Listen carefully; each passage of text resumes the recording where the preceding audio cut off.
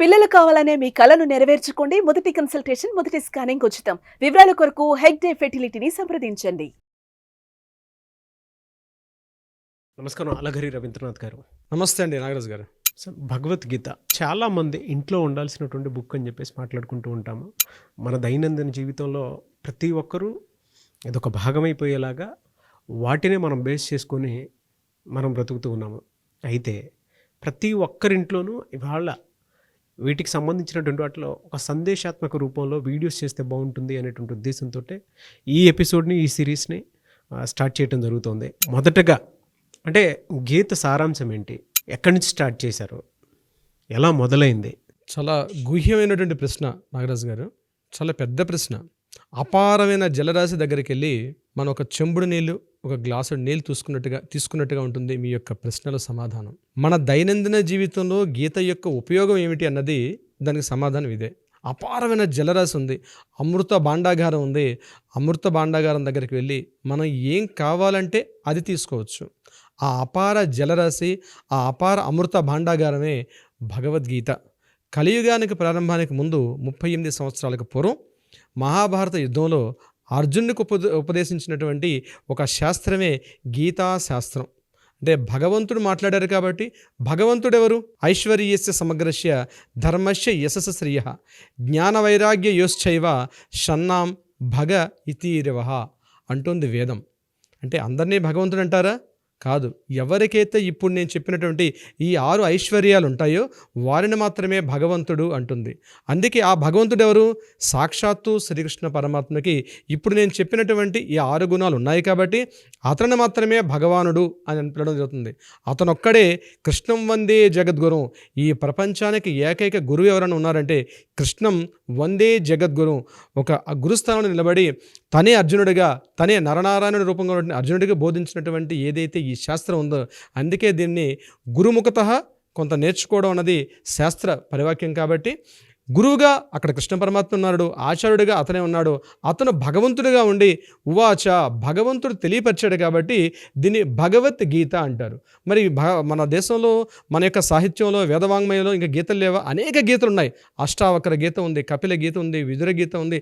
రకరకాల గీతలు ఉన్నప్పుడు కూడా ప్రతి గీతని ఆయా పేర్లతో పిలుస్తారు. కానీ కృష్ణ గీతను మాత్రం కృష్ణగీత అనకుండా భగవద్గీత అంటారు. ఎందుకంటే సాక్షాత్తు భగవంతుడే స్వయం, సాక్షాత్తు కృష్ణస్తు భగవాన్ స్వయం అంటుంది వేదం. కాబట్టి కృష్ణస్తు భగవాన్ స్వయం, సాక్షాత్తు కృష్ణ పరమాత్మే భగవంతుడిగా వచ్చారు. కాబట్టి ఈ యొక్క శాస్త్రాన్ని భగవద్గీత అని చెప్పడం జరిగింది. అందుకే దీన్ని కృష్ణగీత అనరు, భగవద్గీత అనడానికి దీనికి ఉన్నటువంటి విశేషార్థం ఇట్లా మనం తీసుకోవడానికి అవకాశం ఉంటుంది. మన పూర్వాచార్యులు, మన పెద్దలు, మన గురువులు చెప్పినటువంటి ఈ యొక్క అర్థంగా దీన్ని తీసుకోవచ్చు. ఇకపోతే ఈ కృష్ణ భగవద్గీత ఎక్కడ మాట్లాడడం జరిగింది? మహాభారత యుద్ధంలో, కురుక్షేత్ర సంగ్రామంలో ఇంకా కాసేపట్లో యుద్ధం అన్నది మొదలవుతుంది. అటువంటి సందర్భంలో కృష్ణ పరమాత్మ సాక్షాత్తుగా తన శిష్యుడిగా ఉన్నటువంటి అర్జునుడిని వారధిగా చేసుకొని తన ఒక గుర్తుగా తీసుకొని చెప్పినటువంటి ఈ యొక్క శాస్త్రమే గీతాశాస్త్రం. కేవలం ఎంతసేపట్లో చెప్పారు? 1 గంట 30 నిమిషాల నిడువుగా చెప్పడం జరిగిందని మన శాస్త్రం చెప్తుంది. ఇది ఎక్కడ చెప్పారు ఈ యొక్క శాస్త్రాన్ని? మహాభారతంలో భీష్మ పర్వంలో 25వ అధ్యాయం నుంచి 42వ అధ్యాయం వరకు ఉన్నటువంటి ఏదైతే చాప్టర్ 18 అధ్యాయాలు ఉన్నటువంటి ఈ చాప్టర్ని భగవద్గీత అంటారు. ఇది ఎందుకు తెలుసుకోవాలి అంటే ఇక్కడ నేను కాస్త విపులీకరించే ప్రయత్నం చేస్తాను.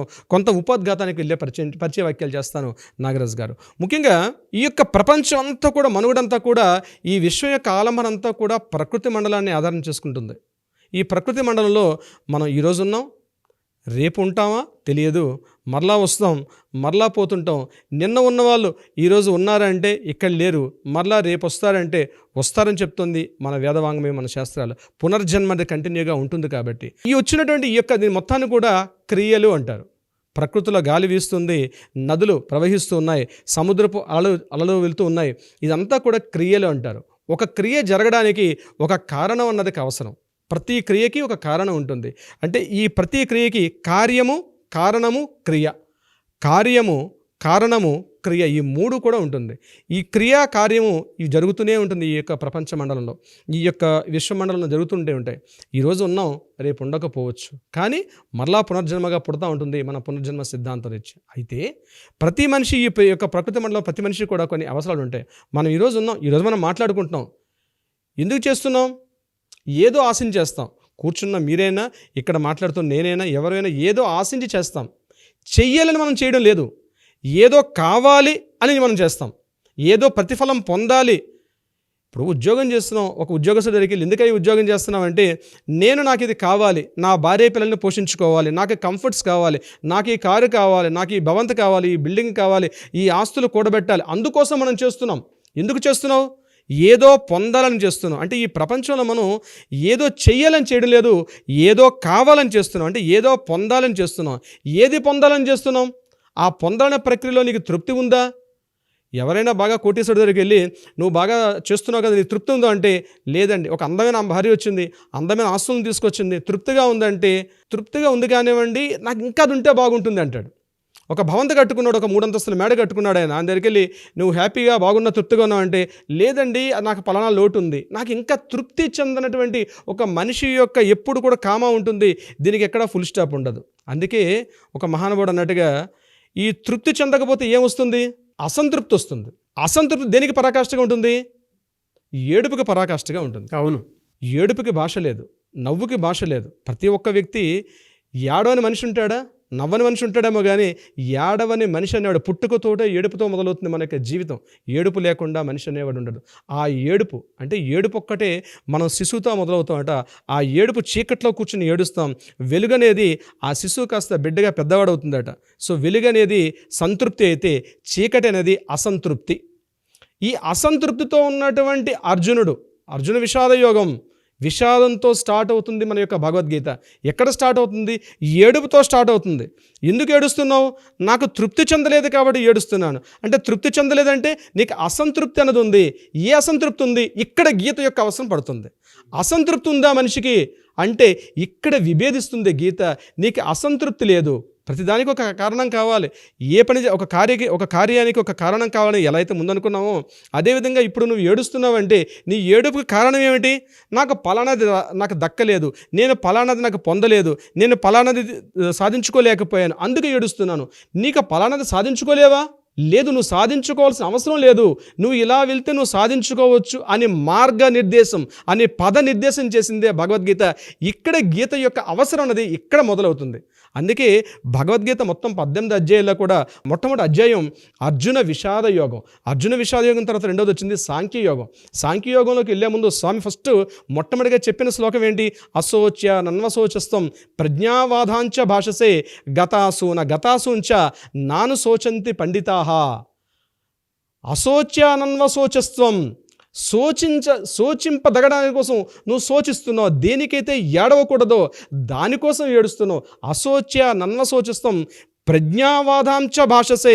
అంతకుముందు అర్జునుడు అడుగుతాడు, వీళ్ళందరూ నా తల్లిదండ్రులు కదా, నా పెదనాన్నలు, నా మేనమామలు, నా గురువులు, నా చుట్టుపక్కల నా స్నేహితులు, ఇంతమందితోటి నేను యుద్ధం చేయాలా అని తన ధనుర్బాణాన్ని కింద వచ్చి అర్జునుడు విషాదంగా కూర్చున్నప్పుడు అప్పుడు కృష్ణ పరమాత్మ చెప్పినటువంటి మొట్టమొదటి శ్లోకం, నువ్వు దేనికైతే శోచించకూడదో, నువ్వు దేనికైతే ఏడవకూడదో దానికోసం ఏడుస్తున్నావు. అశోచ్య నన్వశోచస్వం ప్రజ్ఞావాదాంచ భాషసే. నువ్వు మాట్లాడే మాటలు కూడా ఎలా ఉన్నాయి? ఒక ప్రజ్ఞాపాఠవాలు కలిగిన వ్యక్తిలా మాట్లాడుతున్నావు. నీకు అన్నీ తెలుసు అంటున్నావు కానీ కొన్ని ఏడుస్తున్నావు. నువ్వు తెలుసు అంటున్నావా, నువ్వు ఏడుస్తున్నావా, దేనికోసం ఏడుస్తున్నావు అని చెప్తూ కృష్ణ పరమాత్మ మొట్టమొదటిగా ఏడుపుతో ఉన్నటువంటి విషాదంతో ఉన్నటువంటి అర్జునుడిని బోధించే తత్వంలో మొట్టమొదటిగా స్టార్ట్ అవుతుంది. అర్జున విషాద యుగంలో స్వామి ధైర్యాన్ని కలుపుతాడు. చిట్ట శ్లోకం 700 శ్లోకంలో స్వామి చెప్తారు, సర్వధర్మాన్ పరిత్యజ్యే మామేకం శరణం వ్రజ అహం త్వా సర్వ పాపేభ్యో మోక్ష ఇష్యామి మా శుచః. నువ్వు భయం చెందొద్దు, నువ్వు దేనికోసం భయం చెందొద్దు. మొట్టమొదటి శ్లోకం అశోచ్య నన్వశోచస్తంతో మొదలయ్యి మా శుచఃతో ఎండ్ చేస్తారు. నువ్వు భయం చెందకయ్యా, నేను ఉన్నానే నీకు ధైర్యాన్ని కల్పిస్తాడు ప్రతి విషయంలో కూడా. ఈ మొట్టమొదటి అర్జున విషాద యోగం నుంచి చివరి మోక్ష సన్యాస యోగం వరకు ఏదైతే 18 చాప్టర్లు ఉన్నాయో కూడా మన నిత్య జీవితంలో అడుగడుగునా మనం ఎదుర్కొన్నటువంటి సమస్యలు. మహాభారతం మొత్తం తీసుకున్నట్లయితే దేనికోసం మహాభారతం జరిగింది అంటే ప్రధానంగా ఆస్తుల కోసం. అంటే కౌరవులు పాండవుల్ని 5 అంటే సూది మనం ఎత్తినటువంటి భూమి కూడా 5 ప్రాంతాలు కూడా అడుగుతాడు. కృష్ణ పరమాత్మ రాయబారానికి వెళ్తాడు. ఆత్మ పరమాత్మగా ఉన్నటువంటి స్వామి ఆ రాయబారానికి వెళ్ళి అడుగుతాడు, నా యొక్క ఈ పాండవులు 5 ఉన్నారు కదా, 5కి 5 ఊర్లు ఇవ్వమని చెప్పి అడిగినప్పుడు 5 ఊర్లు కాదు కదా, భూమి మనం వెళ్ళినటువంటి సూది మనం వెళ్ళినటువంటి భూమిని కూడా ఇవ్వమని చెప్పినప్పుడు అంటే ఆస్తి తగాదాలు. ఈరోజు నిత్యం చూస్తుంది అదే కదండి.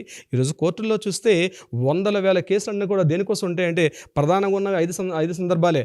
ఒకటి పరువు హత్యలు, రెండవది ఆస్తి తగాదాలు, మూడవది బంగారం, నాలుగవది డబ్బు, ఐదవది అమ్మాయిలు. ఈ 5 సంఘటనలు తప్పించి 6వ సంఘటన చాలా రేర్. ఈరోజు మన భారతదేశంలో కేసులు తీసుకున్నా, ప్రపంచవ్యాప్తంగా ఉన్న కేసులు తీసుకుంటే ఈ 5 సంబంధించి 6వ కేసు ఉంటుందా? ఉండే అవకాశం చాలా తక్కువ. ఇప్పుడు నేను చెప్పిన 5 పాయింట్లు తప్పించి ఈ 5 పాయింట్లు ఎక్కడ ఉంటాయి మనకి? మహాభారతంలో ఈ 5 పాయింట్ల మీద యుద్ధం జరుగుతుంటుంది. అవును. ఈ 5 పాయింట్లే మొత్తం మహాభారతం. ఎందుకు మహాభారతం చదవాలి అంటే ఈ 5 పాయింట్ల మీదే మొత్తం భారతం అంతా చదువుతుంటుంది. ఆ అమ్మాయి కోసం అక్కడ పాంచాలి అంటే ద్రౌపది కోసం వస్త్రాపహరణ జరిగింది, అవమానం జరిగింది. భూమి కోసం ల్యాండ్ ఇవ్వనని చెప్తారు. పరువు హత్యలు, మీరు మాది కౌరవ వంశం, మా ద్రుపద వంశం అని చెప్పి కౌరవ అంటే అక్కడ పరువు హత్యలు అంటే పరువు మీద జరుగుతుంది. ఈ 5 సంఘటనల మీద ఉన్నదే మహాభారతం. సో మహాభారతం చదవడం వల్ల మనం ఏదైతే నిత్య జీవితంలో మనం సమస్యలను ఫేస్ చేస్తున్నామో, ఏదైతే ప్రాబ్లమ్స్ ఫేస్ చేస్తున్నామో దీనికి సరైనటువంటి మార్గం, దీనికి సరైన పరిష్కారం అనేది మహాభారతం ద్వారా తెలుస్తుంది. అది భగవద్గీత ద్వారా స్వామి పరిష్కార మార్గాన్ని మనకి తెలియపరిచారు ఈ యొక్క భగవద్గీత ద్వారా. అందుకే మన దైనందిన జీవితంలో ప్రతి ఒక్కరూ తెలుసుకోవాల్సినటువంటి ఎపిసోడ్స్ అవి. సో ఫస్ట్ ఎపిసోడ్తో స్టార్ట్ చేసినందుకు చాలా హ్యాపీగా ఉంది. వచ్చేటువంటి ఎపిసోడ్స్ ఏవైతే ఉంటాయో ప్రతి ఒక్కటిని తూచా తప్పకుండా చూడండి. డెఫినెట్గా అందులో ఉండేటువంటి అర్థం ఏంటి, ఎందుకు భగవద్గీత చదవాలి, ఏం నేర్చుకోవాలి, అండ్ మనకి ఏ సమస్య వచ్చినా కూడా ఆ సమస్యని ఎలా పరిష్కరించుకోగలగాలి, పురాణాల్లో అసలు ఏం చెప్పబడింది అనేది సో పూర్తిగా డీటెయిల్డ్గా ఉంటుంది. మీరు ఈ సిరీస్ని చాలా బాగా ఆదరిస్తారని మాత్రం కోరుకుంటున్నాను. Anyways thank you and thank you so much Alagiri Ravindranath garu. Thank you so much Nagaraj గారు.